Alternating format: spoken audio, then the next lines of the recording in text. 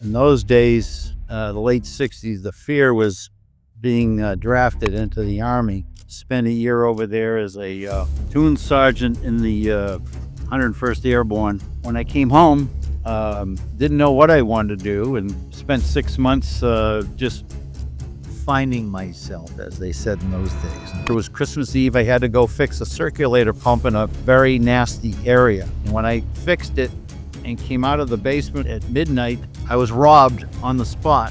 On Christmas Eve? Yes, that was on a Friday afternoon. On a Saturday morning, I'm sitting in my living room in my underwear, feeling sorry for myself, and I get a call from Aldo Bonomi. Welcome to the show. I'm Gil Wellsford, third-generation valve entrepreneur and founder of ValveMan.com.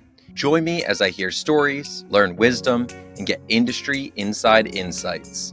This is more than valves. It's business, legacy, and resilience. Let's get into it.